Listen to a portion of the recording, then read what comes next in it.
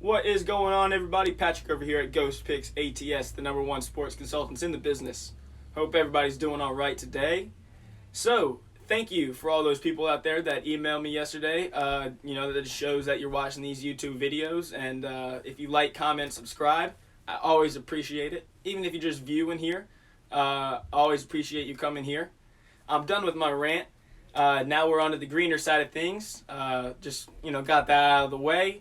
It was nice. Got some good feedback in there, and was able to, get some good emails from a lot of you out there, and it really helps me kind of tag along. But for those people who emailed me asking for the free play yesterday, we got it for them. So we went 2-0. We really 1-0, and then we had a second play just in case the book didn't have it. So we went with the Lakers-Suns second quarter under 53. A little bit of a sharper play, but absolute rocking chair winner. Love the write-up. Send it out to all those people. They got a little taste of what the premium clients get. And then, I know some books don't have that play, so we also put out the Phoenix Suns team total under 104. It was a little bit of a sweat there toward the end after they put up 10 in the last minute, but that hit as well. So good for those folks out there. And once again, thank you for emailing me, shouting out and whatnot. So I appreciate that. As far as the premium card, small card, not a good one. So our premium play yesterday was only one play, and it was the Los Angeles Clippers over the Dallas Mavericks, minus the 7 points. Never stood a chance. One of the key things about my write-up, I said that Ivica Zubac, he's the most important player in the game. If he's on the court, the Clippers don't stand a chance. In hindsight, maybe like Mavericks first quarter while Zubac was starting would have been a great play, but really I thought that Ty Lue would have a very, very, very short leash on Zubac, considering how the first game went. I give Ty Lue way too much credit as a head coach. He is garbage. He left Zubac out there, and it was just a free-for-all. Every time that he was on the court, it was just, let's attack him, put him in the pick and roll, and they just ate him alive. It's tough to watch. And then they put him back out there. They had him out there in the first quarter. They're out 10 points. They take him out. Serge Ibaka and these guys come in and bring it right back to a tie game. They even take the lead at the end of the half. Then he starts the second half with Zubac again, and they go right back down 14 points. It was very tough to watch. But it was a 3-unit. It was a smaller play. It really, really, really is unfortunate that Ty Lue's so bad. But, you got to give credit where credit's due. The Mavericks shot lights out. They played a phenomenal basketball game.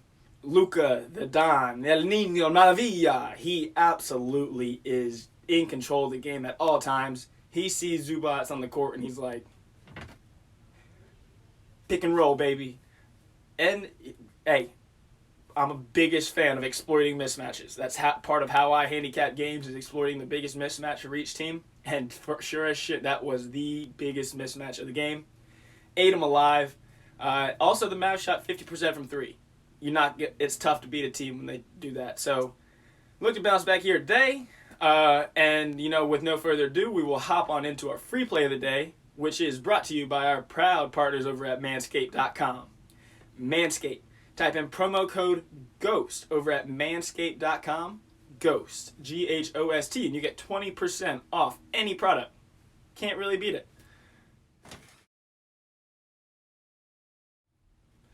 All right, and for your free play of the day, we're going to the Washington Wizards at the Philadelphia 76ers.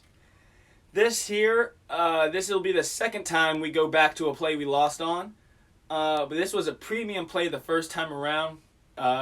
Full detailed write-up about Embiid and Westbrook and the minutes played and whatnot. Very similar to the Suns' second quarter under yesterday. It's about lineups. It's about mismatch breakdowns. While Joel Embiid was on the court last game versus the Wizards, he had a plus-minus of plus 20. When he was on the court, it's a mismatch, simply put. And it's how it's been all year long. If he doesn't get into foul trouble in the first 5 minutes of that game, he got 2 offensive fouls, which were very weak.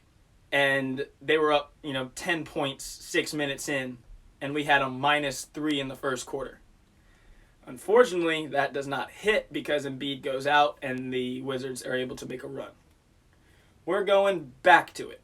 I'll tell you right now, if Embiid gets in foul trouble, they're offensive fouls. He's relatively good about that. He's kind of like Giannis, though, where offensive fouls do get him in trouble because he's such a big body. But it's the best play on the board. Philadelphia 76ers, first quarter, -2.5. I love the play. I think that it is Embiid, and that first unit has been the best first quarter team all year long.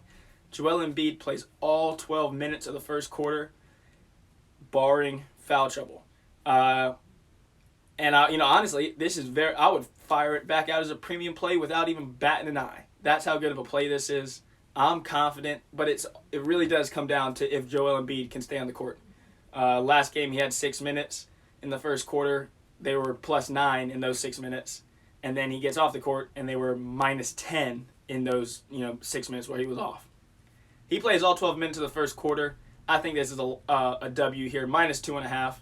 And it's another thing, so like Russell Westbrook, he only plays 7 minutes in the first quarter. Rotational knowledge. It's something that I love and try to take advantage of come playoff time where it's a little more predictable.